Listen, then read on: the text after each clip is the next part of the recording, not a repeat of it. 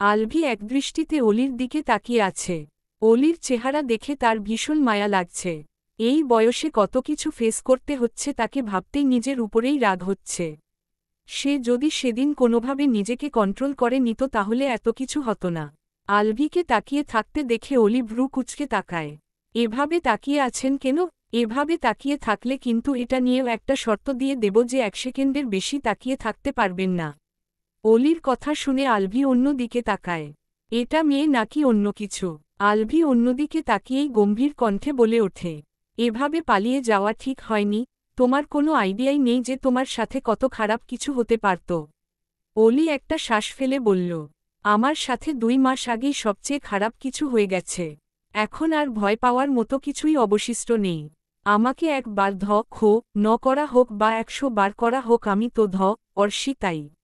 আলভি জানে এইসব সত্যি কথা, কিন্তু অলি কি জানে এগুলো বারবার আলভিকে মনে করিয়ে দিয়ে সে বারবার তাকে মেরে ফেলছে। অলি শোনো, আমি তো বারবার বলছি যে আমি ইচ্ছা করে কিছুই করিনি। সেদি আলভিকে আর কিছু বলতে না দিয়েই অলি বলে ওঠে, সেদিন আপনার কি হয়েছিল সেসব জানতে আমি আগ্রহী নই। যতই অজুহাত দেন না কেন দিন শেষে আপনি একজন কই থাকবেন। তাই অজুহাত না খুঁজে স্বীকার করে নিন। আলভির অনেক কষ্ট লাগল, কিন্তু অলি ঠিকই বলেছে। তাহলে আমার জেলে যাওয়াই উচিত। তুমি বরং কালকে আমার সাথে পুলিশের কাছে যাবে, আমি নিজে থেকেই সেখানে গিয়ে স্বীকার করে নেব। এত ভালো মানুষই দেখাতে হবে না, স্বীকার করার হলে আরও আগেই স্বীকার করে নিতেন, এতদিন পালিয়ে থাকতেন না। আলভি অলির দিকে তাকিয়ে বলল, আমি আগেই স্বীকার করে নিতে চেয়েছিলাম, কিন্তু তুমি তো তোমার বাবা মায়ের ভয় কাউকে জানাতে চাওনি। এখন তো তারা জেনেই গেছে, তোমার তো আর কোনো ভয় নেই। এখন আমার স্বীকার করে নেওয়া উচিত। অলির মনে পড়ল যে আলভি ঠিকই বলছে। অলি কিছুক্ষণ ভেবে বলে ওঠে, আমি সেদিনই সবাইকে জানিয়ে দিতাম, কিন্তু আপনার মা আমাকে ভয় দেখিয়েছিল, বুঝেছেন? অলির কথা শুনে আলভি অবাক হয়ে যায়। আমার মা এই ব্যাপারে জানে? সেদিন দরজাটা সেই খুলে দিয়েছিল, নইলে তো আমি বেরি হতে পারতাম না, আর সেদিনই সবকিছু জানাজানি হয়ে যেত। অলি আর কিছুই বলল না, কিন্তু আলভি বাকিটাও বুঝতে পেরেছে। সে বুঝে গেছে তার মা অলিকে বিভিন্ন আজেবাজে কথা বলে ভয় দেখিয়েছিল। অলি, ইউ ডিজার্ভ বেটার। আন্টি আর আঙ্কেলের কথা শুনে তুমি রসন করে নেও। কথাটা শুনে অলি চমকে তাকাল। কিছুক্ষণ নীরব থাকার পর শান্তকণ্ঠে জিজ্ঞেস করল, আপনিও কি চান যে আমি রসন করে ফেলি? আলভির গলা শুকিয়ে আসছে। ইদানিং যেন একটু বেশিই তার এরকম অনুভূতি হয়। আলভি মাথা নিচু করে চোখ বন্ধ করে বলে, আমি কি চাই বা না চাই সেটা যদিও ম্যাটার করে না। আমি শুধু জানি এটাই তোমার জন্য ভালো হবে। আর আমিও তোমার ভালো চাই। আমার ভালো আমিই বুঝে নিতে পারবো মিস্টার আলভি তাসনিম মির্জা। আপনাকে কষ্ট করে সেসব নিয়ে ভাবতে হবে না। আপনি শুধু আমার শর্তগুলো পূরণ করে আমাকে বিয়ে করুন। আপাতত এটাই আপনার শাস্তি। আলভি বিস্ময় নিয়ে অলির দিকে তাকাল। এই মেয়েটার বয়স কত? অলি, তোমার বয়স কত? আপনার থেকে বেশি নয়। চিন্তা করবেন না। অলির শরীর বেশ ক্লান্ত লাগছে। প্রচুর ঘুম আসার কারণে হাই তুলছে। আলভি আবারও অলির দিকে তাকিয়ে আছে। মেয়েটা যেন একটা জীবন্ত আর্ট। এত সুন্দর একটা মেয়ের সাথে সেরকম কিছু না হলেই কি হতো না? আলভি না হয় আরও 4-5টা বছর অপেক্ষা করে নিত। অলির পরনে হলুদ রঙের টপসার লাল রঙের স্কার্ট, সাথে লাল রঙের ওড়না। লম্বা সিল্কি চুলগুলো ডান সাইডে এনে বেনি করে রাখা। চুলগুলো উস্কো খুস্কো, তবুও তাকে ভীষণ সুন্দর লাগছে, যাকে বলে ভয়ঙ্কর সুন্দর। আলভি অলিকে ড্রয়িং রুমের সোফা এনে বসানোর পর অলি আর ওঠেনি। অলির মা সেখানেই ভাত দিয়ে গিয়েছিল। আলভি অলির দিকে তাকিয়ে আছে। অলির বসে থাকা অবস্থাতেই চোখ লেগে গেছে। মেয়েটা বেশি রাত অবধি জেগে থাকতে পারে না। দিহান অলির রুমে বসে বসে উর্মিলার সাথে কথা বলছিল। মেয়েটা তাকে অলির ব্যাপারে বলছে, আমার এখনও বিশ্বাস হচ্ছে না যে আমার ভাই একটা বাচ্চা মেয়ের সাথে ওরকম কিছু করেছে। সেই সাথে মায়ের উপরেও প্রচণ্ড রাগ উঠছে। ভাইয়া কি এই আকাম করেছে বলেই বিয়ে না করে পালিয়ে গেছে? দিহান চুপচাপ উর্মিলার কথা শুনছে। উর্মিলা বিরক্ত হয়ে বলল, আপনি আদৌ আমার কথা শুনছেন? শুনছি তো, বলতে থাকো। আপনার কি আমাকে বাচাল বলে মনে হয় নাকি, যে আপনি চুপ করে থাকবেন আর আমি বলেই যাব? শুনুন, আপনি ছাড়াও আমার অনেক ফ্রেন্ড আছে, আমি চাইলেই তাদের সাথে ঘন্টার পর ঘন্টা কথা বলতে পারি। কিন্তু এটা পারিবারিক কথা বলে আমি ওদের সাথে শেয়ার করতে পারবো না। আপনিই বলুন নিজের ভাইয়ের আকামের কথা কি ফ্রেন্ডসদের কাছে বলা যায়? উর্মিলার কথা শুনে দিহান বলে ওঠে, তুমি কি ইনডিরেক্টলি বলতে চাইছ যে আমি তোমার জাস্ট ফ্রেন্ড নই? উর্মিলা স্তব্ধ হয়ে গেল। সে উল্টো পাল্টা বলে ফেলেছে, না আমি সেটা বলিনি। আপনি তো ভাইয়ারও বন্ধু, তাই আপনাকে বলাই যায়। নিজের ফ্রেন্ডের আকামের কথা জানলে সমস্যা নেই। আপনি তো আর অন্যদেরকে বলতে যাবেন না। যদিও আমার সন্দেহ আছে যে আপনি হয়তো এসব আগে থেকেই জানেন। আর ভাইয়ার সাথেও আপনার যোগাযোগ আছে। প্লিজ যদি আপনার যোগাযোগ থেকে থাকে তাহলে ওকে এই বিষয়ে জানাবেন। বাড়িতে কিন্তু এই ব্যাপারটা নিয়ে অনেক ঝামেলা হচ্ছে। ঝামেলা বললে কম, স্নায়ুযুদ্ধ চলছে। তোমার কি মনে হয় তোমার ভাই সেরকম কিছু করতে পারে? আমি জানি না। ছেলেমানুষ সব করতে পারে, তাছাড়া আমি দেখেছিলাম অলি ভাইয়াকে দেখে ভয় পাচ্ছিল। আর ভাইয়ার গালে মেহেন্দি লেগেছিল পরে আমি লক্ষ্য করেছিলাম যে অলির হাতের মেহেন্দিও লেপ্টেছিল। আমি শিওর যদি কিছু হয়েই থাকে তাহলে মেহেন্দির রাতেই হয়েছিল। যদিও আমি এখনও মানতেই পারছি না যে আমার ভাইয়া অলির সাথে সেরকম কিছু করেছে। দেখি কি করা যায়। তুমি চিন্তা করো না, যা হবে ভালোই হবে। আসমা বানু আর লিয়াকত হোসাইন নিজেদের রুমে বসে কথা বলছে। আচ্ছা, ছেলেটা ওর মায়ের বিরুদ্ধে গিয়ে অলিকে বিয়ে করতে রাজি হলো কেন? আসমা বানুর কথার উত্তরে লিয়াকত হোসাইন বলে, হয়তো জেল খাটতে হবে সেই ভয়েই বিয়ে করতে চাইছে। বলছি কি মেয়েটাকে ওই বাড়িতে পাঠানো কি ঠিক হবে? আসমা বানু বলল, আমি মেয়েকে ওই বাড়িতে পাঠাবো না, বুঝলে। বিয়ের পরেও অলি এই বাড়িতেই আমাদের সাথে থাকবে। আলভি কি এতে রাজি হবে? দেখি কি করা যায়। আসমা বানু আর লিয়াকত হোসাইন ড্রয়িং রুমে এসে দেখলেন অলি সোফাতেই ঘুমিয়ে আছে আর আলভি একদৃষ্টিতে তার দিকেই তাকিয়ে আছে। লিয়াকত হোসাইন একটু কেসে উঠলেন। আলভি থতমত খেয়ে গেল। আঙ্কেল, আপনারা ঘুমাননি? লিয়াকত হোসাইন অন্য পাশের সোফায় বসে বলল, না, ঘুমাইনি। আসলে আপনার মা গতকাল রাতে আমাদের সাথে যেই ব্যবহার করল, তারপর অলিকে ওই বাড়িতে যেতে দিতে আমাদের মন সায় দেবে না। আলভি একটা শ্বাস ফেলে বলে, আঙ্কেল, প্রথমত আমি বয়সে আপনার থেকে ছোট। আপনি আমাকে তুমি বলে সম্বোধন করতে পারেন। দয়া করে আপনি বলবেন না। আর রইল অলির থাকার বিষয়টা, সেটা অলির উপরও যেখানে থাকতে চাইবে সেখানেই থাকবে। আসমা বানু বলল, আমি বলি কি বিয়ের পরও আমাদের সাথেই থাকুক। ও তো বাচ্চা মেয়ে, তার উপর আবার প্রেগন্যান্ট। নিজের খেয়ালটাই তো রাখতে পারে না, এই অবস্থায় নতুন জায়গায় গেলেও মানিয়ে নিতে পারবে না। কথার আওয়াজে অলির ঘুম ভেঙে গেল। অলি চোখ মেলে আশেপাশে তাকিয়ে সোজা হয়ে বসে ঘুম চোখেই বলে, আমি শ্বশুরবাড়িতে গিয়েই থাকব। আমি এখনই আমার শাশুড়ি মাকে মিস করছি। অলির কথা শুনে আলভি চোখ ছোট ছোট করে অলির দিকে তাকায়। অলি চোখ কোচলাচ্ছে আর হাই তুলছে। অলি, গোলামি করিস না। সেখানে গিয়ে শুধু শুধু ঝামেলা করার কোনো মানেই হয় না। তুই যেহেতু বাচ্চাটা রাখতেই চাইছিস, সেহেতু আমরা শুধু বাচ্চাটার জন্য নাম পরিচয় চাই। আলভি তোকে বিয়ে করবে, সেটাই আমাদের জন্য যথেষ্ট, আর কোনো কিছুর প্রয়োজন নেই। অলির ঘুম ভাবটা কেটে গেছে, সে স্বাভাবিক স্বরেই বলে ওঠে, মা, আমি ওই বাড়িতে গিয়েই থাকব। কারণ বিয়ের পর শ্বশুর বাড়ি মেয়েদের নিজের বাড়ি। আমি মাঝে মাঝে বেড়াতে আসব এখানে, তুমি চিন্তা করো না।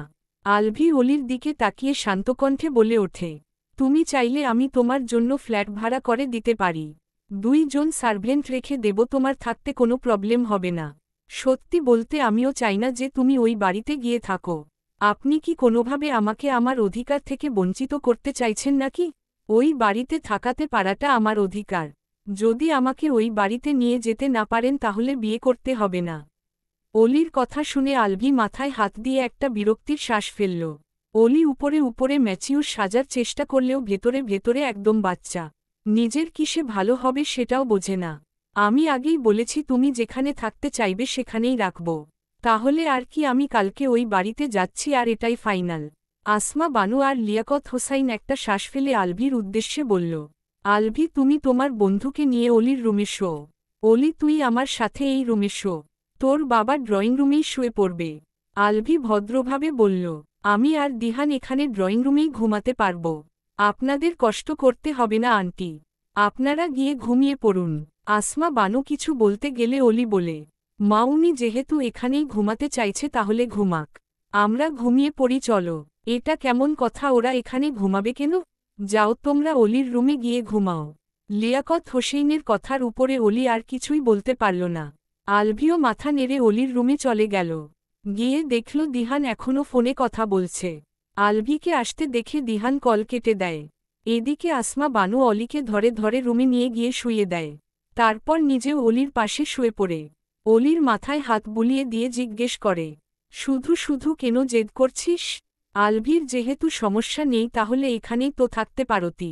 তাছাড়া তুই আমাকে ছাড়া ওই বাড়িতে গিয়ে থাকতে পারবি? অলি মাকে জড়িয়ে ধরে নিঃশব্দে কেঁদে ওঠে, মনে মনেই বলে, তোমাদের অপমানের বদলা নেওয়ার জন্য আর আমার বাবুর ভবিষ্যতের কথা চিন্তা করে আমি ওনাকে বিয়ে করব। তাই আমাকে ওই বাড়িতে যেতেই হবে মা।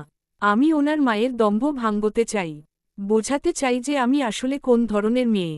আসমা বানু অলির মাথায় হাত বুলিয়ে দিচ্ছে। কি হলো বল, তুই আমাকে ছাড়া থাকতে পারবি তো? অলি কান্নাগুলো গিলে অস্ফুট স্বরে বলে ওঠে, আমাকে পারতেই হবে মা, সব মেয়েকেই পারতে হয়। তুমিও তো পেরেছিলে, আমিও পারব দেখো। আসমা বানুর চোখ থেকে পানি গড়িয়ে পড়ল। সে জানত এই দিনটা আসবে, কিন্তু এত তাড়াতাড়ি আসবে সেটা সে ভাবেওনি। তুই কেন এত তাড়াতাড়ি বড় হয়ে গেলি অলি?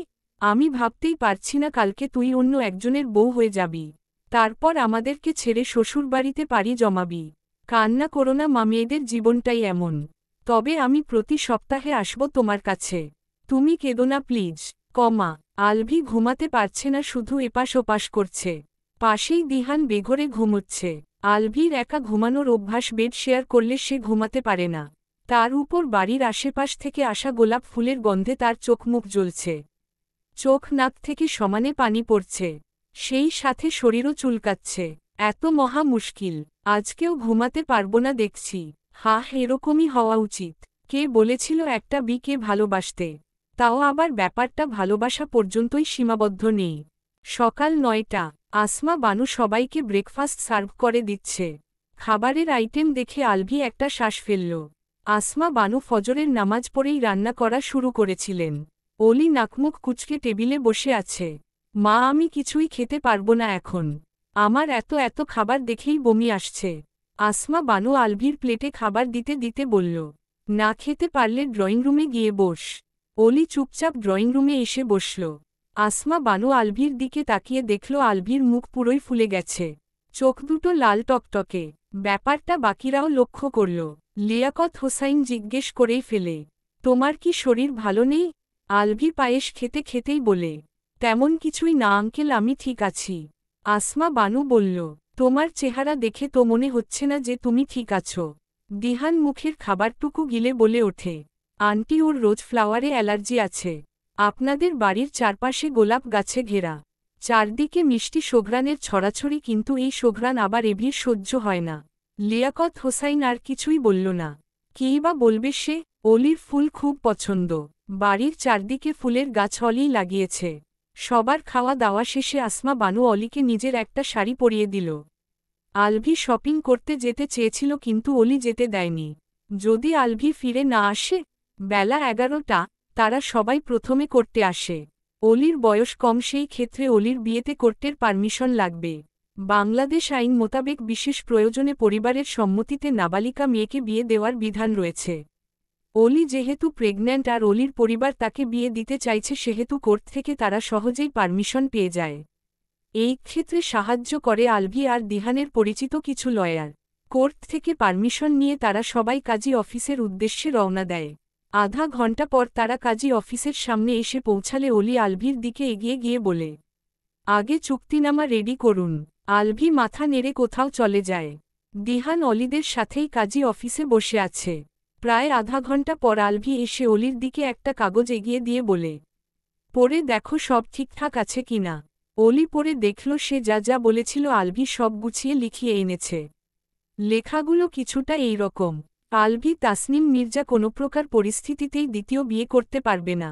প্রথম স্ত্রীর অনুপস্থিতিতে আলভি তাসনিম মির্জা দ্বিতীয় বিয়ে করলে তার সমস্ত সম্পত্তির মালিক হবে তার প্রথম স্ত্রী অলি আর তার সন্তান। আলভি তাসনিম মির্জা কখনো কোনো প্রকার পরিস্থিতিতে অলিকে ডিভোর্স দিতে পারবে না। ডিভোর্স দেওয়ার ক্ষমতা শুধুমাত্র অলির হাতে থাকবে। অলিকে আলাদা থাকার ব্যবস্থা করে দিতে হবে, তার অনুমতি ব্যতীত তাকে স্পর্শ করা যাবে না।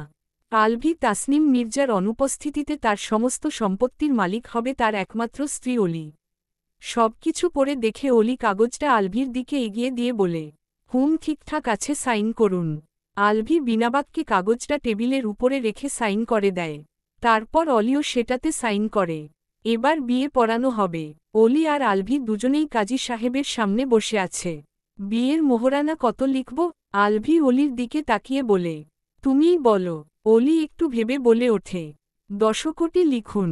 আমার শখ ছিল যে আমার বিয়ের মোহরানা 10 কোটি টাকাই হবে। মেয়ের কথা শুনে অলির বাবা মা অনেক ইতস্তত বোধ করল। আসমা বানু কিছু বলতে চাইলে আলভি ইশারায় বলে যে তাদের কিছুই বলতে হবে না। আলভি কিছুক্ষণ অলির দিকে তাকিয়ে রইল। লাল শাড়িতে অলিকে পুতুলের মতো লাগছে। মাথায় লাল ওড়নাটা দেওয়ার কারণে একদম পিচ্চি বউয়ের মতোই দেখাচ্ছে। আলভি চাপাস্বরে অলিকে জিজ্ঞেস করে, তুমি কি আদৌ মোহরানার মানে বোঝো? আপনি আমাকে ডিভোর্স দিলে মোহরানা দিয়ে দিতে হবে সেটাই তো, তাই না? আরে আপনি চিন্তা করছেন কেন? আপনার হাতে তো ডিভোর্স দেওয়ার ক্ষমতাই থাকবে না। এটা তো আমি শো অফ করার জন্য লিখতে বলেছি। আলভি চোখ বন্ধ করে একটা শ্বাস ফেলল। মেয়েটা বোঝে না বিষয়টা। কি হলো, আপনি কি ভয় পেয়ে গেলেন? এখনই ভয় পেয়ে গেলে চলবে নাকি? আপনারা তো বড়লোক, তাই না? টাকার পরিমাণ শুনে তো ভয় পাওয়ার কথা নয়। আলভি অলির সামনে ঝুঁকে কণ্ঠ খাদে নামিয়ে বলে, আমার 14 গোষ্ঠী বড়লোক, কিন্তু মোহরানা কি তারা দেবে নাকি? সেটা তো আমাকেই দিতে হবে। অলিও আলভির দিকে তাকিয়ে নিচুস্বরেই বলল, আচ্ছা ঠিক আছে, আমি যদি কখনো আপনাকে ডিভোর্স দেই তাহলে আমাকে মোহরানা দেয়া লাগবে না। এখন আর চিন্তা কইরেন না। আমি শুধু শো অফ করার জন্যই এতগুলো টাকা লিখতে বলেছি। আলভি যেন অলির কথা শুনলই না। সে তো অলিকে এত কাছ থেকে দেখে তবদা খেয়ে অলির দিকেই তাকিয়ে আছে। কথা বলার সময় অলির চোখ মুখের ভঙ্গি দেখে আলভির গলা শুকিয়ে এলো। সে কয়েকটা ঢোক গিলে অলির থেকে সরে এসে নিজের জায়গায় বসল। দিহান আলভির অন্য পাশের চেয়ারেই বসেছিল। সে আলভির কানের কাছে এসে ঠাট্টা করেই বলে, কংগ্রাচুলেশনস দোস্ত, তুই মোহরানা পরিশোধ করতে গিয়ে ফকির হতে চলেছিস। আরও করো, বাচ্চা মেয়েকে প্রেগন্যান্ট চান্দু। একদম ঠিক কাজ হচ্ছে। আলভি দিহানের দিকে তাকিয়ে বলল, তুই বন্ধু নাকি রিফাতের মতো শত্রু? বারবার রিফাতের সাথে তুলনা করিস না তো, ওর নাম শুনলেও বমি আসে। এত বমি আসা তো প্রেগন্যান্সির লক্ষণ। তুই কোনোভাবে প্রেগন্যান্ট হয়ে যাসনি তো? আলভির কথা শুনে দিহান চোখ বড় বড় করে আলভির দিকে তাকাল। সে আলভিকে রোস্ট করতে গিয়ে নিজেই রোস্ট হয়ে গেছে। আলভি আর দিহানের কথার মাঝে আসমা বানু অলিকে টেনে অন্য সাইডে নিয়ে গিয়ে বলে, তুই 10 কোটি টাকার কথা কেন বললি? এত টাকা তো রাজারাও মোহরানা দেয় না। আরে মা, আমি তো শো অফ। এটা কোনো শো অফ করার জিনিস নয়। মোহরানা স্ত্রীর হক, আর সেটা পরিশোধ করা স্বামীর জন্য ফরজ। অলি ভ্রু কুচকে মায়ের দিকে তাকায়। আমি তো জানতাম কাবিনের টাকা ডিভোর্সের সময় দিতে হয়। ভুল জানিস তুই, এখন গিয়ে চুপচাপ বসে থাক। আলভি যত লেখাতে চায় ততই লেখাক। তুই টাকা দিয়ে কি করবি? ও তোকে স্ত্রী হিসেবে মেনে নেবে, তোর বাবুকে স্বীকৃতি দেবে, সেটাই অনেক। অলি চুপ করে রইল। তার মা ঠিকই বলেছে, তার টাকা পয়সার দরকার নেই, সে তো শুধুমাত্র তাদের দম্ভ ভাঙতে চায়। অলি চুপচাপ এসে নিজের জায়গায় বসল। কিছুক্ষণ পর কাজী সাহেব বলে ওঠে, এবার বলুন মোহরানা কত লিখব? আলভি অলির দিকে তাকিয়ে দেখে অলি চুপচাপ মাথা নিচু করে বসে আছে। অলিকে চুপ থাকতে দেখে আলভি বলল, অলি যত বলেছে ততই লিখুন। কথাটা শুনে উপস্থিত সবাই অবাক চোখে আলভির দিকে তাকায়। আসমা বানু বলে ওঠে, অলি বাচ্চা মেয়ে, ও এসব ব্যাপারে বোঝে না। আলভি শান্তস্বরে বলে ওঠে, কাজী সাহেব আপনি 10 কোটি টাকাই লিখুন। অলি আলভির দিকে তাকিয়ে আছে। আলভি একদম স্বাভাবিকভাবেই বসে আছে। পরনে ব্লু কালারের শার্ট আর ব্ল্যাক ডেনিম প্যান্ট, হাতে কাটিয়ে ব্র্যান্ডের ঘড়ি। আলভি হঠাৎ করেই কাজী সাহেবের উদ্দেশ্যে বলল, বিয়ের তারিখ 3 মাস আগে দেবেন। কথাটা শুনে কাজী সাহেব জিজ্ঞাসু দৃষ্টিতে তাকায়। বিয়ের তারিখ পিছিয়ে দিতে চাইছেন? জি, সবকিছু ঠিকঠাক থাকবে, শুধু মাসটা 3 মাস পিছিয়ে দেবেন।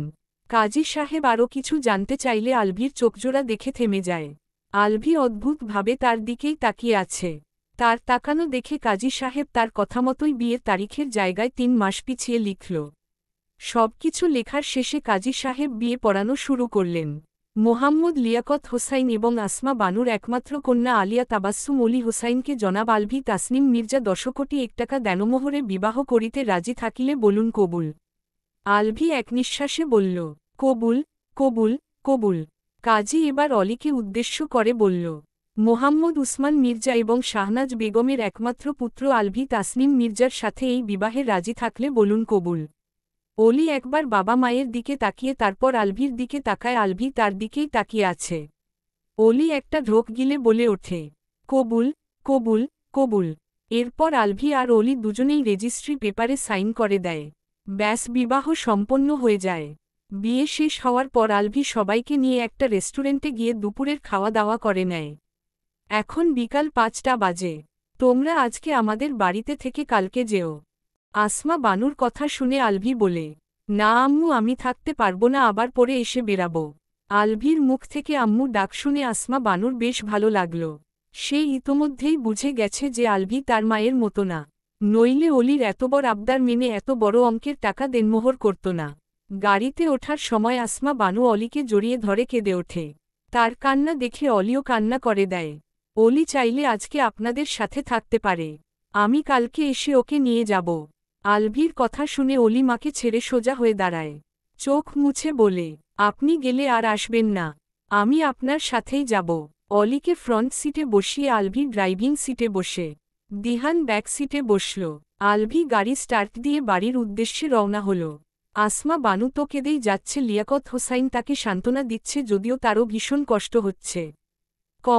অলি বাইরের দিকে তাকিয়ে নিঃশব্দে কেঁদেই চলেছে। আলভির ব্যাপারটা ভালো লাগছে না। তোমার সাথে তোমার বার্থ সার্টিফিকেট আছে? আলভির প্রশ্ন শুনে অলি চোখ মুছে আলভির দিকে তাকায়। আলভি ব্যাংকের সামনে গাড়ি থামিয়ে অলির দিকে তাকায়। কি হলো বলো? অলি মাথা নাড়িয়ে হ্যাঁ বলতেই আলভি গাড়ি থেকে নেমে ঘুরে এসে অলির সাইডের ডোর ওপেন করে। নেমে এসো। অলি জিজ্ঞাসু দৃষ্টিতে তাকিয়ে আছে। আলভি অলিকে নামানোর উদ্দেশ্যে অলির হাত ধরতে গিয়েও থেমে যায়। তার মনে পড়ে যায় চুক্তির কথা। গাড়ি থেকে নামো, গুরুত্বপূর্ণ একটা কাজ আছে। আলভির গম্ভীর কণ্ঠ শুনে অলি চুপচাপ নেমে আসে। তার পায়ে এখনও ব্যথা, স্বাভাবিকভাবে হাঁটতে পারছে না। ওদের দুজনকে নামতে দেখে দিহানও নেমে আসল। কিরে, এখানে নামলি কেন? এখনও তো অনেক রাস্তা বাকি আছে। তুই এখানেই থাক, আমি অলিকে নিয়ে একটা গুরুত্বপূর্ণ কাজ সেরে আসছি। আলভি অলির দিকে তাকিয়ে বলে, চুপচাপ চলো, আমি এখনই তোমাকে স্পর্শ না করার শর্ত ভেঙে জেলে যেতে চাইছি না। বলেই আলভি হাঁটা ধরল। অলিও কৌতূহলবশত তার পিছু পিছু যেতে লাগল। ব্যাংকে ঢুকে আলভি অলির থেকে বার্থ সার্টিফিকেট নিল। তারপর অলির জন্য একটা ব্যাংক অ্যাকাউন্ট খুলে নিজের অ্যাকাউন্ট থেকে পুরো 10 কোটি টাকা অলির সেই অ্যাকাউন্টে ট্রান্সফার করে দিল। অলি তো অবাক চোখে আলভির দিকে তাকিয়ে আছে। তার আলভিকে গল বলেই মনে হচ্ছে। আপনি এসব কি করছেন? আমার এত টাকা লাগবে না। আমি এত টাকা দিয়ে কি করব? I don't know. তুমি কি করবে সেটা আমি কি করে জানব? আর আমি জানতেও চাই না। তোমার যা ইচ্ছা হবে তাই করবে। কিছুক্ষণ যেতেই আলভি আবারও অলির উদ্দেশ্যে বলল, এদিকে এগিয়ে এসে তোমার অ্যাকাউন্টে পিন সেট করো। অলি চুপচাপ দাঁড়িয়ে রইল। আলভি এবার প্রচণ্ড বিরক্ত হল। এই মেয়ে একবার কথা বললে শোনে না নাকি, বোঝে না? কি হলো, মূর্তির মতো দাঁড়িয়ে আছো কেন? তাড়াতাড়ি এসে পিন সেট করো, কুইক। আলভির চিৎকার শুনে আশেপাশের সবাই আলভির দিকে তাকালো। অলি তো আলভির কণ্ঠ শুনেই কেঁপে উঠেছে। সে কাঁপতে কাঁপতেই আলভির দিকে এগিয়ে গেল। আলভির চেহারা দেখে অলির ভীষণ ভয় করছে। অলির হাত পাও কাঁপছে। আলভি কি বোকা নাকি? এতগুলো টাকা তাকে কেন দিয়ে দিচ্ছে? এসব ভেবে তার মাথা হ্যাং হয়ে যাচ্ছে। এমনিতেই মা বাবাকে ছেড়ে আসাতে অলির ভীষণ কান্না পাচ্ছে। তার উপর আলভি এরকম করার কারণে অলি না চাইতেও কেঁদে ওঠে। আলভি চোখ বন্ধ করে একটা শ্বাস ফেলে অলির কাছে এগিয়ে গিয়ে শান্ত কণ্ঠে বলে, আমি কি তোমাকে মেরেছি? অলি ঠোঁট চেপে নাবোধক মাথা নাড়ায়। তাহলে কাঁদছ কেন? অলি কান্নার মাঝেই বলে ওঠে, আপনি খুব খারাপ। অলির কথা শুনে আলভি পুরোই শোকড হয়ে গেল। সেই সাথে ভাবতে লাগল যে সে অলির সাথে বর্তমানে কি এমন খারাপ করেছে যার জন্য অলি তাকে এভাবে বলল। আমি খারাপ কি করলাম? ধমক দিচ্ছেন কেন? আমি তো বললাম টাকার দরকার নেই। দেখো, দেনমোহর পরিশোধ করা স্বামী হিসেবে আমার দায়িত্ব। আমি চাইলে পরেও দিতে পারতাম, কিন্তু আমার যদি কিছু হয়ে যায় তখন এর জন্য আমাকে জবাব দিতে হবে। তুমি প্লিজ টাকাগুলো নিয়ে আমাকে আমার দায়িত্ব পালন করতে দেও। অলি চুপ করে রইল। তার তখন কথা বলাই উচিত হয়নি। না জেনে শুনেই বলে দিয়েছিল। আলভি আবারও শান্ত কণ্ঠে বলল, আমি তো খারাপ, কিন্তু তুমি তো ভালো। আর ভালো মেয়েদেরকে এক কথা বারবার বলতে হয় না। একটা পিন সেট করো যেটা তোমার মনে থাকবে। আবার সহজ কিছু দিও না। অলি উপায় না পেয়ে সামনে ঘুরে তাকাল। তারপর একটা পিন সেট করল। কাউন্টারে থাকা মেয়েটি অলির দিকে একটা ক্রেডিট কার্ড এগিয়ে দিল। আলভি ইশারায় অলিকে সেটা নিতে বলল। অলি একটা ঢোক গিলে সেটা নিয়ে নিল। তারপর আলভি অলিকে নিয়ে ব্যাংক থেকে বেরিয়ে আসে। আমি কিন্তু দেনমোহর পরিশোধ করে দিয়েছি। অলি কান্নাভরা চোখে আলভির দিকে তাকায়। আলভি কেন তাকে এতগুলো টাকা দিল সেটাই সে বুঝতে পারছে না। টাকাগুলো দিতে আলভিকে তো কেউ বাধ্য করেনি। অলি গাড়িতে বসতেই আলভি গাড়ি স্টার্ট দেয়। সন্ধ্যা 7টা নাগাদ তারা বাড়ির সামনে এসে পৌঁছায়। গাড়ি থেকে নামতেই দিহান বলে, আমি চলে যাচ্ছি, তোরা বাড়িতে যা। আলভি মাথা নাড়িয়ে হ্যাঁ বলতেই দিহান গাড়ি ঘুরিয়ে নেয়। অলি একদৃষ্টিতে বাড়িটার দিকে তাকিয়ে আছে। এটাই সেই বাড়ি যেখান থেকে তার বাবা মাসহ তাকে অপমান করে বের করে দিয়েছিল। আলভি অলির দিকে তাকালো, তারপর একটা শ্বাস ফেলে বলল, অলি ভেবে দেখো, তুমি চাইলে আমি তোমাকে নিয়ে ফ্ল্যাটে থাকতে পারি। তুমি তো জানোই আমার মা কেমন। তোমাদের সাথেও বাজে বিহেভ করেছিল। আমার মনে হয় না যে এই বাড়িতে তুমি থাকতে পারবে। অলি আলভির দিকে না তাকিয়েই বলল, আমি এই বাড়িতেই থাকব। বড়লোক বলে আপনার মায়ের খুব অহংকার, আমিও দেখব যে এবার আমাকে কিভাবে এই বাড়ি থেকে বের করে দেয়। আলভি একটা শ্বাস ফেলে হাঁটা শুরু করল। অলিও তাকে অনুসরণ করতে লাগল। আলভিকে দেখে দারোয়ান সালাম দিয়ে গেট খুলে দিল। দারোয়ানকে দেখেই বোঝা যাচ্ছে যে আলভিকে দেখে সে ভীষণ খুশি হয়েছে। মেইন দরজার সামনে এসে আলভি নিজের পকেটে চাবি খুঁজতে লাগল। কিন্তু তার মনে পড়ল সে ইন্ডিয়া যাওয়ার আগে চাবি নিজের রুমেই রেখে গিয়েছিল। আলভি বেশি না ভেবে কলিং বেল প্রেস করল। কয়েক সেকেন্ড পর একজন সার্ভেন্ট গিয়ে দরজা খুলে দিল। উর্মিলা, নুরুনাহার আর রুনা খাতুন ড্রয়িং রুমে বসে কথা বলছিল। আলভিকে দেখে তারা তিনজন প্রচণ্ড অবাক হয়ে গেল। উর্মি, বাড়ির সবাইকে ডেকে আনো গিয়ে। আলভির কথা শুনে উর্মিলা মাথা নাড়িয়ে সবাইকে ডেকে আনতে চলে গেল। 2 মিনিটের মাথায় বাড়ির প্রত্যেকটা সদস্য ড্রয়িং রুমে এসে উপস্থিত হয়েছে। আলভি এসেছে শুনে সবাই এক প্রকার ছুটেই এসেছে। শাহনাজ বেগম আলভিকে দেখে দ্রুতপায়ে তার দিকে এগিয়ে যায়। আলভিকে জড়িয়ে ধরে বলে, বাবা, তুই ফিরে এসেছিস। আমি জানতাম তুই মায়ের সাথে অভিমান করে বেশি দিন থাকতে পারবি না। শাহনাজ বেগম জড়িয়ে ধরলেও আলভি এক হাত পকেটে খুঁজে দাঁড়িয়ে আছে, আরেক হাতে 2টি ব্যাগ। আলভির থেকে রেসপন্স না পেয়ে শাহনাজ বেগম আলভিকে ছেড়ে দাঁড়ায়। আমি একা আসিনি মা। আলভির শান্তকণ্ঠের কথাটা শুনে বাড়ির সবাই অবাক চোখে তার দিকে তাকায়। আলভি পেছনে ফিরে ইশারা করতেই লাল টুকটুকে শাড়ি পরিহিতা অলি এগিয়ে এসে আলভির পাশে দাঁড়ায়। অলিকে এই সাজে আলভির সাথে আসতে দেখে বাড়ির প্রত্যেকের মাথায় বজ্রপাত হল যেন। অলি সবার দিকে তাকিয়ে একটা কিউট স্মাইল দিল। ও হচ্ছে অলি, আমার ওয়াইফ। অলি এগিয়ে গিয়ে সবার সাথে পরিচিত হয়ে নেও। আলভির কথা শুনে শাহনাজ বেগম অগ্নিচোখে অলির দিকে তাকায়। তার চোখ দিয়ে যেন আগুন ঝরছে। অলি মাথা নিচু করে বলে, নতুন বউকে বরণ করে নিতে হয়। আপনি কাউকে বলুন যে এসে আমাকে বরণ করতে। আমি তারপরেই বাড়ির ভেতর ঢুকব। আলভি অলির দিকে তাকালো, তারপর নিজের মায়ের উদ্দেশ্যে বলল, মা, তোমার ছেলের বউকে বরণ করে ঘরে তোলো। কথাটা শোনামাত্র শাহনাজ বেগম রাগে ফেটে পড়লেন, চিল্লিয়ে বলে উঠলেন, তুই এই 3rd ক্লাস মেয়েটাকে বিয়ে করে এনেছিস, তাও আবার আমাদেরকে না জানিয়ে? তোর কি মনে হয় যে আমরা এই বিয়ে মেনে নেব? আলভি চুপ করে রইল। কিন্তু অলি বলে ওঠে, আম্মা, আপনি আমাদের এই বিয়ে না মানলে আবারও আমাদেরকে বিয়ে দিতেই পারেন। আমার কোনো সমস্যা নেই, কিন্তু আপনার ছেলে যেই কয়বার বিয়ে করবে এই 3rd ক্লাস মেয়েটাকেই করতে হবে, বুঝলেন? অলির কথাটা শুনে শাহনাজ বেগম এগিয়ে এসে অলিকে চড় মারার উদ্দেশ্যে হাত ওঠাতেই আলভি অলির সামনে এসে দাঁড়ায়। চড়টা গিয়ে আলভির বুকের উপর পড়ে। শাহনাজ বেগম রাগী চোখে আলভির দিকে তাকায়। আলভি শান্তকণ্ঠে বলে ওঠে, ও বাচ্চা মেয়ে মা, তুমি ওর কথায় কিছু মনে করো না। সব ভুল আমার। আমি ওকে জোর করে বিয়ে করেছিলাম। তবে আজকে নয়, আমি ওকে 3 মাস আগেই বিয়ে করেছিলাম। কথাটা শুনে সবার সাথে সাথে অলিও আলভির দিকে চমকে তাকায়। আলভির জন্য অলি কাউকেই দেখতে পারছে না। উসমান মির্জা এগিয়ে এসে বলে, এসব তুই কি বলছিস? তুই আমাদেরকে না জানিয়ে ওই মেয়েকে কেন বিয়ে করেছিলি? আলভি সরাসরি বলে ওঠে, তোমরা যেভাবে আমাকে না জানিয়ে আমার বিয়ে ঠিক করে ফেলেছিলে, ঠিক সেভাবেই আমিও তোমাদেরকে না জানিয়ে অলিকে বিয়ে করে ফেলেছিলাম। ভেবেছিলাম ওর 18 বছর হওয়া পর্যন্ত এই বিষয়টা গোপন রাখব, তারপর তোমাদেরকে জানিয়ে ওকে তুলে আনব। কিন্তু তোমরা তো আমার মতামত জানতেই চাওনি। উল্টো ওকে আর ওর মা বাবাকে অপমান করে বের করে দিয়েছিলে।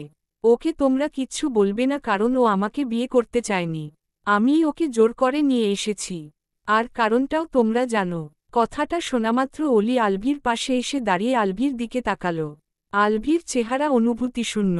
আলভি সবার উদ্দেশ্যে বলল, অলিকে বরণ করে ঘরে তোলো।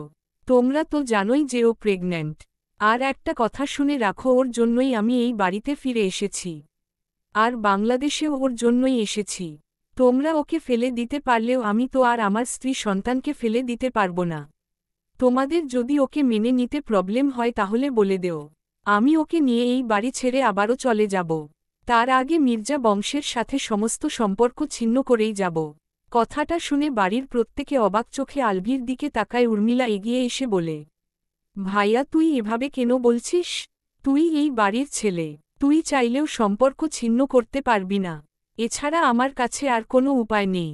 তাছাড়া আমাকে নিয়েই যেহেতু সবার সমস্যা, সেহেতু আমার সাথে সম্পর্ক না রাখাই বেস্ট অপশন। সবাই চুপ করে রইল। আলভি একটা শ্বাস ফেলে অলির উদ্দেশ্যে বলল, আমি ওনাদের সমস্যা বাড়াতে চাই না। চলো এই বাড়ি থেকে। আলভি বাড়ি থেকে বেরিয়ে যেতে নেয়, কিন্তু অলি ঠায় দাঁড়িয়ে আছে। আলভি পেছনে ঘুরে অলির দিকে তাকাতেই শাহনাজ বেগম নিজের চোখ মুছে বলে ওঠে, নুরুন্নাহার এভির বউকে বরণ করে ঘরে তোলো। কথাটা বলেই শাহনাজ বেগম নিজের রুমে চলে যায়। নুরুন্নাহার অনুমতি পাওয়া মাত্রই কিচেনে গিয়ে সবকিছু রেডি করে এনে অলিকে বরণ করতে শুরু করে। এতক্ষণ যাবৎ রূপসা সবকিছু দাঁড়িয়ে দাঁড়িয়ে দেখছিল, এবার আর সহ্য করতে না পেরে সে নিজের রুমে চলে যায়। রুনা খাতুন একবার অলির দিকে তাকিয়ে নিজের মেয়ের পিছু পিছু চলে যায়। নুরুন্নাহার বরণ শেষে অলিকে বাড়িতে ঢুকতে বলল। অলি শাড়িটা একটু উঁচু করে বাড়ির চৌকাঠ পেরিয়ে ভেতরে এসেই নুরুন্নাহারকে সালাম করল। নুরুন্নাহার হাসিমুখে অলির মাথায় হাত রাখল। অলিকে তার পছন্দ হয়েছে। দেখতে শুনতে অলি কারো থেকেই কম নয়। আমি হলাম তোমার কাকি শাশুড়ি। নুরুন্নাহারের কথার উত্তরে অলি মিষ্টি হাসি উপহার দিল। উসমান আর ইয়ামিন মির্জা এক সাইডে দাঁড়িয়ে আছে। উর্মিলা এগিয়ে এসে অলিকে পরিচয় করিয়ে দিল, উনি তোমার শ্বশুর আর উনি তোমার চাচা শ্বশুর। অলি মুখে হাসি টেনে তাদেরকেও সালাম করল। তারা দুজন মুখে কিছু না বলেই নিজেদের রুমে চলে গেল। ইয়াদ এগিয়ে এসে বলল, আমার সাথে পরিচিত হও ভাবি। আমি হচ্ছি তোমার একমাত্র দেবর, আমার নাম ইয়াদ, তুমি চাইলে আমাকে নাম ধরেই ডাকতে পারো। অলি জিভ কেটে বলল, না না ভাইয়া, আমি অত বেয়াদব নই যে আপনার নাম ধরে ডাকব। আমি আপনাকে ভাইয়া বলেই ডাকব। আলভি এগিয়ে এসে বলল, উর্মি ওকে নিয়ে গিয়ে দাদুম্নির সাথে পরিচয় করিয়ে আনো। তুমিও চলো ভাইয়া, তুমি জানো না এই কয়দিন তুমি বাড়িতে না থাকায় দাদুম্নি কত চিন্তা করেছে। ঠিকমতো খাওয়া দাওয়াও করেনি। আলভি ব্যাগগুলো একটা সার্ভেন্টকে দিয়ে অলিকে নিয়ে উর্মিলার সাথে দাদুম্নির রুমে যায়। দাদুম্নি তাকে দেখে খুশিতে কেঁদেই ফেলে। দাদুভাই, তুমি কেন এভাবে চলে গিয়েছিলে বলো তো? এত অভিমান কেউ করে? আলভি দাদুম্নির সামনে বসে বলল, আমার অভিমান শেষ দাদুম্নি। তোমার জন্য একজন ফ্রেন্ড এনেছি, দেখে বলো তো পছন্দ হয় কিনা। দাদুম্নি ভ্রু কুঁচকে দরজার দিকে তাকাতেই উর্মিলা অলিকে নিয়ে রুমে ঢোকে। অলি দাদুম্নির সামনে এসে দাঁড়ায়। দাদুম্নি একবার অলির দিকে তাকিয়ে আবার আলভির দিকে তাকায়। দাদুম্নি, তোমার গুন্ধর নাতি একদম বউ নিয়েই এসেছে। উর্মিলার কথা শুনে দাদুম্নি একবার ভালো করে অলির দিকে তাকালো। অলি তো মাথা নিচু করেই রেখেছে। দাদুম্নি বসা থেকে উঠে অলির সামনে এসে দাঁড়ায়, অলিকে উপর নিচ পরক করে বলে ওঠে, এরকম জীবন্ত পুতুল কোথা থেকে আনলে দাদুভাই? এটা আনতেই কি দেশের বাইরে গিয়েছিলে? দাদুম্নির কথা শুনে আলভি একটা শ্বাস ফেলল। অলির তো ভীষণ লজ্জা লাগছে। উর্মিলা হাসতে হাসতে বলে ওঠে, ভাইয়া শুধু বউই আনেনি বুড়ি, সেই সাথে বউর পেটে করে বাচ্চাও নিয়ে এসেছে। কথাটা শুনে দাদুম্নি আরও অবাক হয়ে গেল। সেদিন যেদিন অলিরা এই বাড়িতে এসেছিল সেদিন দাদুম্নি অলিকে দেখেনি, তবে সবকিছুই শুনেছিল সে। কারণ শাহনাজ বেগম অনেক জোরে জোরেই বলেছিল। অলির এবার ভীষণ লজ্জা লাগছে। দাদুম্নি মুখে কিছু না বলে আলমারির দিকে এগিয়ে গেল। তারপর একটা বক্স বের করে অলির সামনে গিয়ে দাঁড়াল। বক্সটা খুলে দুটো স্বর্ণের চুড়ি অলির হাতে পরিয়ে দিল। অলির ছোট ছোট হাতে চুড়িগুলো অনেক বড় বড় লাগছে। উর্মিলা হাসতে হাসতেই বলল, আমাদের পিচ্ছি ভাবিটা। অলি সাথে সাথেই দাদুম্নিকে সালাম করল। সে লজ্জার ঠেলায় সালাম করতেই ভুলে গেছিল। উর্মি, ওকে আমার বামপাশের রুমটা দেখিয়ে দে। উর্মিলা ভ্রু কুঁচকে আলভির দিকে তাকায়। কেন ভাইয়া, ভাবি ওই রুমে থাকবে কেন? আলভি বলে ওঠে, তুই তো জানিসই আমি রুম শেয়ার করতে লাইক করি না, সেই জন্যই বলেছি। আলভির কথা শুনে দাদুম্নি বলল, এটা কেমন কথা দাদুভাই? স্ত্রী হচ্ছে ঘরের সবচেয়ে প্রয়োজনীয় বস্তু। তোমার দাদাভাই তো আমাকে ছাড়া এক রাতও থাকতে পারত না। আমি কোথাও গেলে সে কি কান্নাকাটি। তারপর বাধ্য হয়েই ফিরে আসতাম। আর তুমি তার নাতি হয়ে বউকে অন্য রুমে রাখবে? আলভি রুম থেকে বেরিয়ে যেতে যেতে বলল। তার কপাল আর আমার কপাল এক নয় দাদুমনি। আলভি চলে যেতেই দাদুমনি বলে ওঠে। দাদুভাই এভাবে বলল কেন?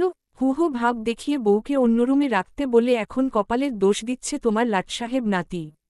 অলি চুপচাপ ঠোঁট কামড়ে দাঁড়িয়ে আছে। তার ভালো লাগছে না। মায়ের কথা ভীষণ মনে পড়ছে। যা ওকে রুমে দিয়ে আয়। এই অবস্থায় মেয়েটা অনেক জার্নি করে এসেছে, বাকি কথা পরে বলা যাবে। নাতবউ ভালো না লাগলে আমার রুমে এসো, বুঝলে আমরা জমিয়ে আড্ডা দেব।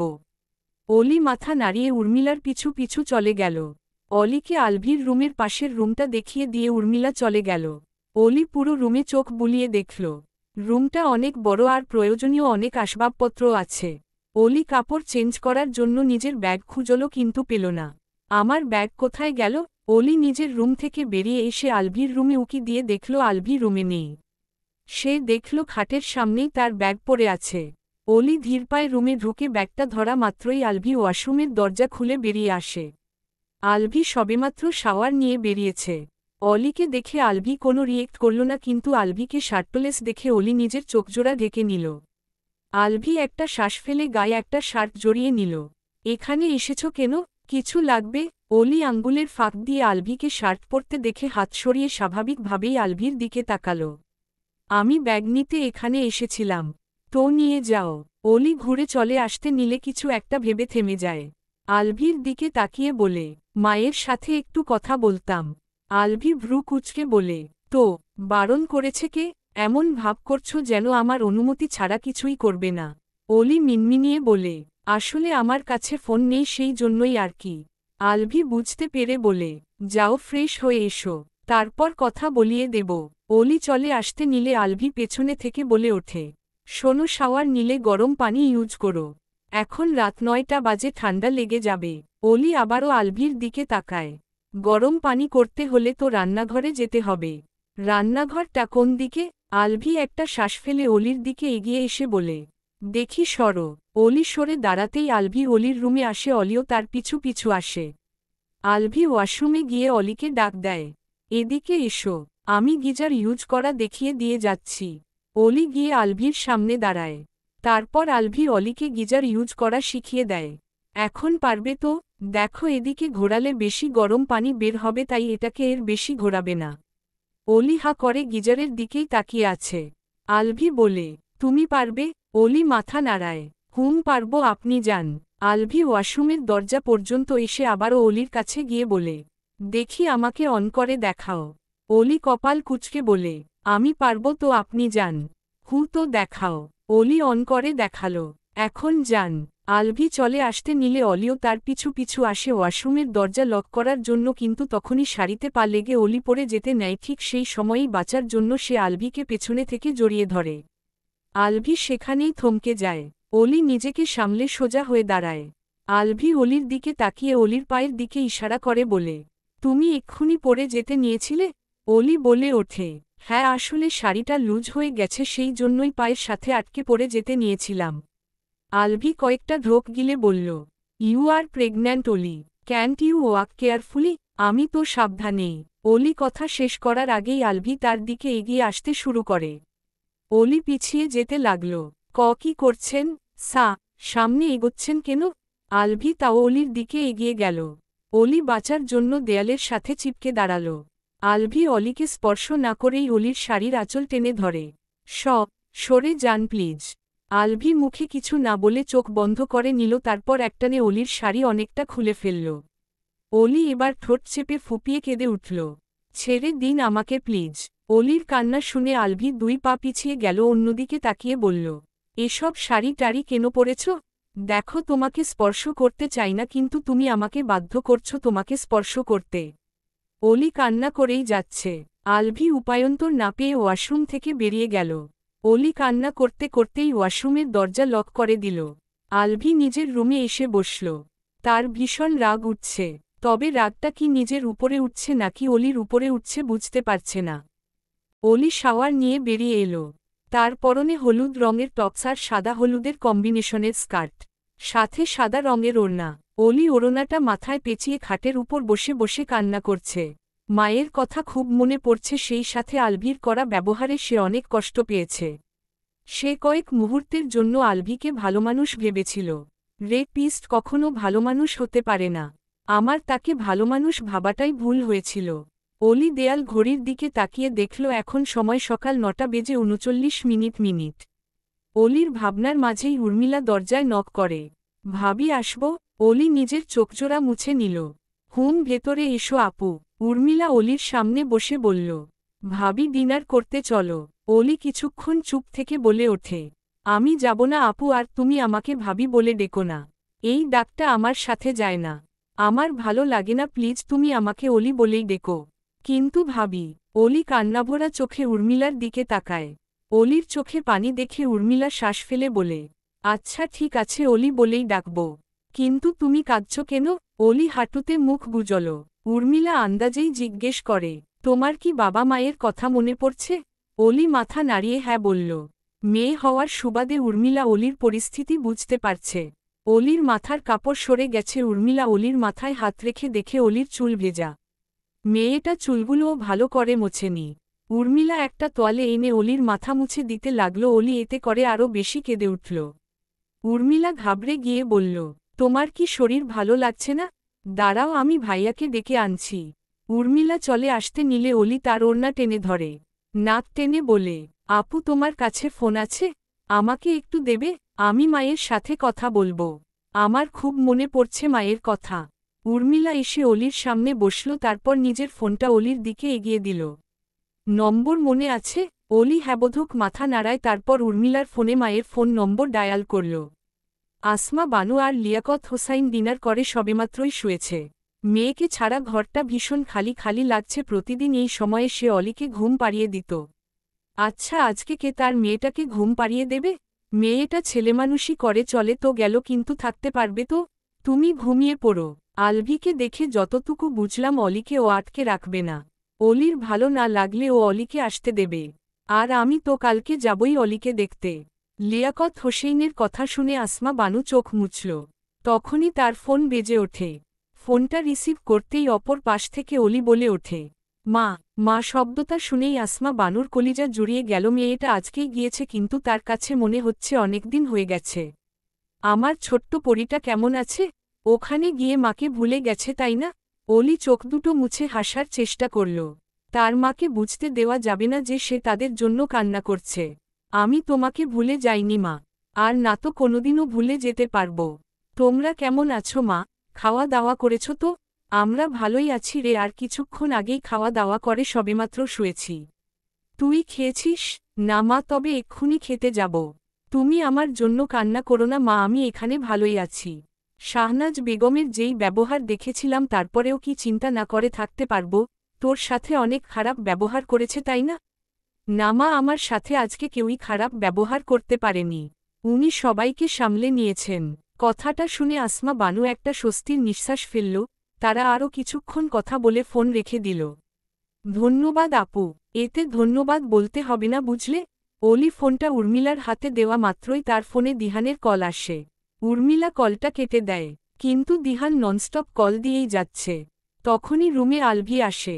আলভিকে দেখে উর্মিলা উঠে দাঁড়ায়। দিহান কল দিয়েই যাচ্ছে। উর্মিলা না পেরে ফোন সাইলেন্ট করে রাখে। উর্মি নিজের রুমে যা। উর্মিলা ভ্রু কুঁচকে আলভির দিকে তাকায়। আমি তো অলিকে ডিনার করার জন্য নিয়ে যেতে এসেছি। উর্মিলার কথা শুনে আলভি রাগী চোখে উর্মিলার দিকে তাকায়। ও তোর ভাবি হয়, নাম ধরে ডাকছিস কেন বেয়াদব? আমি বলেছি সেই জন্যই ডাকছে। অলির কথা শুনে আলভি অলির দিকে শীতল চাহনি নিক্ষেপ করে শান্তকণ্ঠে জিজ্ঞেস করে, তুমিই বা কেন বলেছ?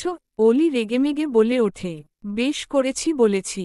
ভাবি ডাক আমার সাথে যায় না। তবে আপনার যদি ডাকটা বেশিই ভালো লেগে থাকে তাহলে আপনি বরং আমাকে ওটা বলেই ডাকুন। অলির কথাটা শুনে আলভি তাজ্জব বনে গেল। মাথা ঘুরতে লাগল। উর্মিলা তো শব্দ করেই হেসে ওঠে। এদিকে অলি নিজেও লজ্জা পেয়ে যায়। সে উল্টো পাল্টা বলে ফেলেছে। উর্মিলার হাসি থামছেই না। আলভি চোখ কটমট করে উর্মিলার দিকে তাকায়। তুই যাবি এখান থেকে? উর্মিলা চলে যেতে নিলে অলি তাকে আটকায়। আপু আমিও তোমার সাথেই যাব। আলভি বলে। অলি তোমার সাথে আমার কথা আছে। উর্মি তুই যা। আলভির গম্ভীর কণ্ঠ শুনে উর্মিলা বুঝতে পারে যে আলভি এখন খুবই সিরিয়াস। সে কথা না বাড়িয়ে রুম থেকে বেরিয়ে যায়। অলি বিছানার একপাশে জড়সড় হয়ে বসে। আলভি একটা শ্বাস ফেলে একটা চেয়ার টেনে অলির সামনেই বসে। অলি ভীত চোখে আলভির দিকে তাকায়। কিছুক্ষণ আগে আলভির করা ব্যবহারে সে অনেক ভয় পেয়েছে। দেখো অলি, আমার খারাপ কোনো ইন্টেনশন ছিল না। আমি জাস্ট শাড়িটা খুলে ফেলতে চেয়েছিলাম। আলভির কথা শুনে অলি কেঁদে ওঠে। আলভি একটা ঢোক গিলে অন্যদিকে তাকিয়ে বলে, আর কখনো শাড়ি পরবে না বুঝলে? অলি কান্নাভরা চোখে আলভির দিকে তাকায়। এবার ডিনার করতে চলো, অনেক রাত হয়ে গেছে। আলভি চলে আসতে নিলে অলি বলে ওঠে, আপনি আমাকে অতগুলো টাকা দিয়ে নিজেকে মহান প্রমাণ করতে চেয়েছেন নাকি? অলির কথা শুনে আলভি ভ্রু কুঁচকে অলির দিকে তাকায়। আপনি আপনার টাকা নিয়ে যান।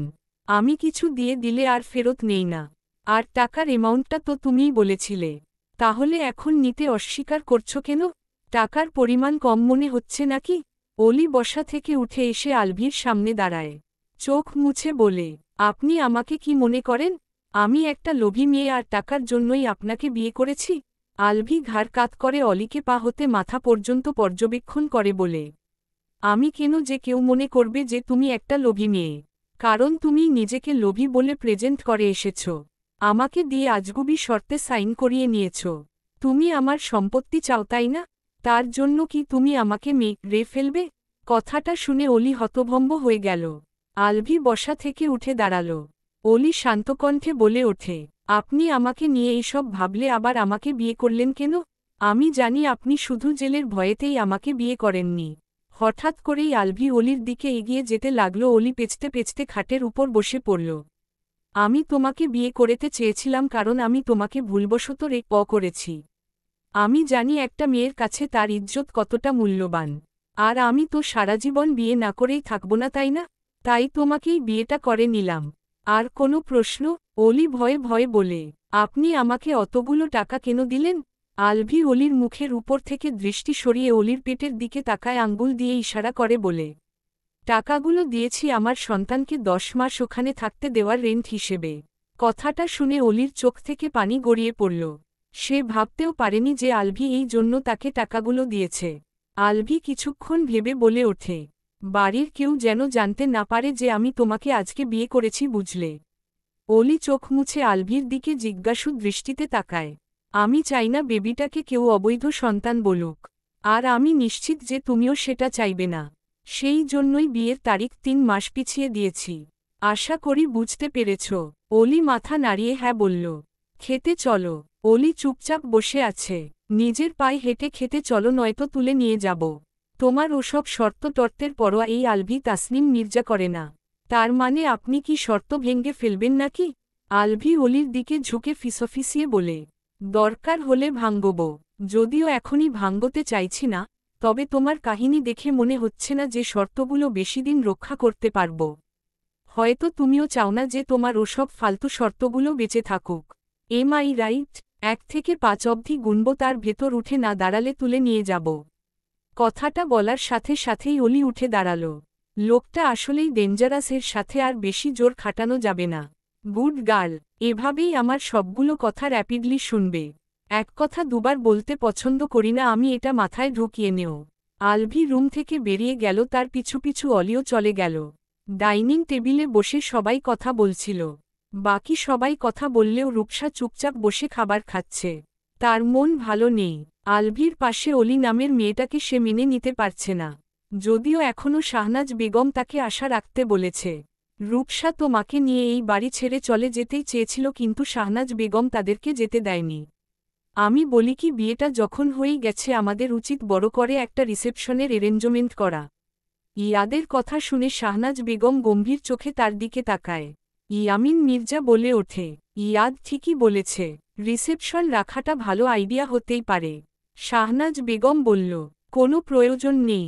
উসমান মির্জা একটা শ্বাস ফেলে বলে, এটা নিয়ে আমরা বিতর্কিত হতে পারি। এমনকি বিষয়টা আমাদের বিজন্যাসেও প্রভাব ফেলতে পারে। ইয়াদের কথাতে যুক্তি আছে। বাড়িতে নতুন অতিথি আসছে, ব্যাপারটা আড়াল করে রাখার মতো নয়। সেই হিসেবে যত তাড়াতাড়ি সম্ভব রিসেপশনের অ্যারেঞ্জমেন্ট করতে হবে। শাহনাজ বেগম আর কিছুই বলল না। বিজনেসের ব্যাপার, আসলে সে যে কোনো বিষয়ে কম্প্রোমাইজ করতেই পারে। বাকিরাও চুপচাপ খাবার খাচ্ছে, তখনই আলভি আসে। অলি তার পেছনেই আছে। আলভি একটা চেয়ার টেনে অলিকে বসিয়ে দিয়ে অলিকে খাবার বেড়ে দিতে লাগল। সবাই আর চোখে একবার দেখল, কিন্তু কেউ কিছুই বলল না। অলি হাত উঁচিয়ে বলল, হয়েছে, আর দিয়েন না, আমি খেতে পারবো না। আলভি অলির পাশে দাঁড়িয়ে বলে, আচ্ছা আর দিচ্ছি না, ফিনিশ ইট কুইক। অলি চুপচাপ মাথা নিচু করে খেতে লাগল। তার মনে হচ্ছে সে স্কুলের স্যার ম্যাডামদের সামনে বসে খাবার খাচ্ছে। ভীষণই নার্ভাস লাগছে, সেই সাথে মাছ মাংসের গন্ধে তার ভীষণ বমি পাচ্ছে। অলির মুখের ভঙ্গি দেখে আলভি ব্যাপারটা বুঝতে পারল। তোমার কি এসব খেতে প্রবলেম হচ্ছে? হঠাৎ আলভির কথা শুনে অলি কেঁপে উঠল। মাথা নাড়িয়ে না বলল। তারপর জোরপূর্বক এক লোকমা ভাত মুখে নিয়ে চিবোতে লাগল। তার ভীষণ কান্না পাচ্ছে। আলভি গভীরভাবে অলিকে পর্যবেক্ষণ করছিল। অলি খাবারটা কোনো রকমে গিলে আবারও মুখে দিতে যাবে, তার আগেই আলভি বলে ওঠে, জোর করে খেতে হবে না। তোমার কি অন্য কিছু খেতে ইচ্ছা করছে? অলি মাথা নিচু রেখেই নাবোধক মাথা নাড়ায়। আলভি এবার ভীষণ বিরক্ত হল। এই মেয়েকে নিয়ে সে কি করবে বুঝতে পারছে না। আলভি একবার সবার দিকে তাকিয়ে দেখল সবাই চুপচাপ খাবার খাচ্ছে। আলভি অলির কানের কাছে ঝুঁকে ফিসফিসিয়ে বলে, তুমি কি চাইছো যে আমি সবার সামনে তোমার উপর চিল্লাচিল্লি করি? অলি তড়িৎ গতিতে আলভির দিকে তাকিয়ে নাবোধক মাথা নাড়ায়। যদি না চাও তাহলে বলো কি খেতে পারবে? অলি কিছুক্ষণ ভেবে বলে ওঠে, আমি আলু ভর্তা আর টমেটো ভর্তা দিয়ে খেতে পারবো বলে মনে হচ্ছে। কথাটা শুনে আলভি সোজা হয়ে দাঁড়ায়, তারপর সোজা কিচেনে গিয়ে একজন সার্ভেন্টকে আলু ভর্তা আর টমেটো ভর্তা বানিয়ে দিতে বলে। অলি ভীষণ নার্ভাস ফিল করছে। তার ডানপাশে উর্মিলা বসেছে। অলি জানে না যে তার কি হয়েছে, কিন্তু তার নিজেকে আসামি বলেই মনে হচ্ছে। আলভি তাকে যেই সমস্ত কথা বলেছে, এরপর কারো দিকে তাকাতেই সে সংকোচ বোধ করছে। আলভি ঘুরে এসে অলির উদ্দেশ্যে বলল, বেসিন ওইদিকে, যাও, হাত ধুয়ে নিজের রুমে চলে যাও। তোমার খাবার সেখানেই দিয়ে আসবে। কথাটা শুনে অলি হাফ ছেড়ে বাঁচল। হাত না ধুয়েই কোনোদিকে না তাকিয়ে দ্রুতপায়ে নিজের রুমে চলে গেল। অলি সিঁড়ি পার করার পুরোটা সময় আলভি চিন্তিত চোখে অলির দিকে তাকিয়ে রইল। এই মেয়েটা না জানি কোনোদিন সিঁড়ি থেকে পড়ে গিয়ে আমার হার্ট অ্যাটাক করিয়ে দেয়। অলি চলে যেতেই আলভি একটা স্বস্তির নিঃশ্বাস ফেলে অলির রেখে যাওয়া চেয়ারে বসে পড়ল। তারপর বেশি কিছু না ভেবেই অলির রেখে যাওয়া এটো খাবার নির্দ্বিধায় খেতে লাগল। আলভির কর্মকাণ্ডে উপস্থিত সবাই একসাথে আলভির দিকে তাকাল। আলভি খাবার খাওয়া থামিয়ে দিয়ে বলল, আই সি, তোমরা এমনভাবে তাকিয়েছিলে বলেই মেয়েটা খেতে পারছিল না। এই চেয়ারে কোনো বিশেষ ব্যাপার আছে নাকি যে তোমরা এমনভাবে তাকিয়ে আছো?